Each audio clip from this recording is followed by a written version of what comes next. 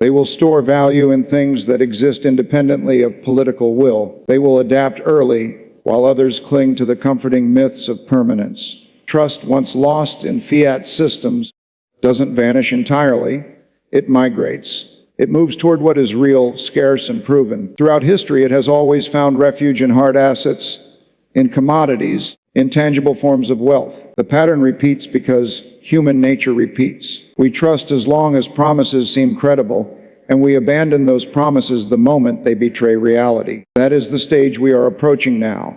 The illusions of control are wearing thin. The facade of stability is cracking.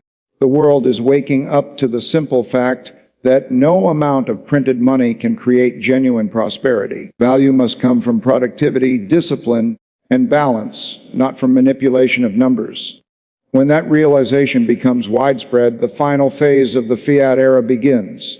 The erosion of trust is not an event, it's a process, one that unfolds quietly before it explodes publicly. By the time the majority recognizes it, the reallocation has already happened.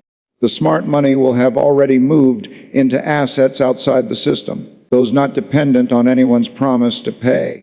That is why understanding this dynamic is not just intellectual, it's practical. It determines who preserves wealth through the transition and who loses it. We are witnessing, in slow motion, the unraveling of an era defined by easy money and moral complacency. The printing presses can run endlessly, but the belief sustaining them cannot. When people finally understand that their money is merely a claim on future promises rather than a store of past effort, the revaluation begins.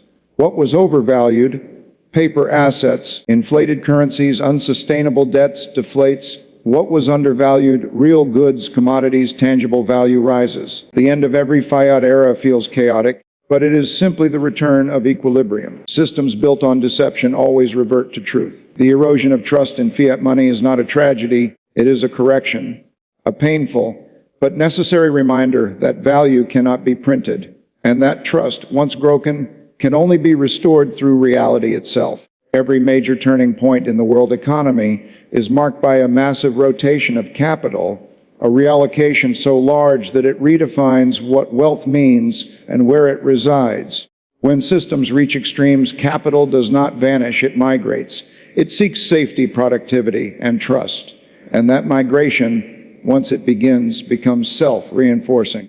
We are now entering one of those moments, a period when trillions of dollars are quietly repositioning in anticipation of a global shift in the monetary order. Most people won't notice it until it's already well underway, but by then, the consequences will be irreversible. Capital is not just money. It's confidence, belief, and the collective judgment of millions of participants about where the future will be safest and most profitable. When confidence in one part of the system weakens, capital doesn't argue, it moves. It is pragmatic, not emotional. It flows like water, avoiding the cracks and gravitating toward solid ground. History's great financial transformations, from empires to new economic powers, were all at their core stories of capital rotation. This rotation begins subtly as intelligent observers recognize imbalances before they become obvious. They see the buildup of unsustainable debt, the erosion of currency value, and the overconcentration of risk in inflated financial assets.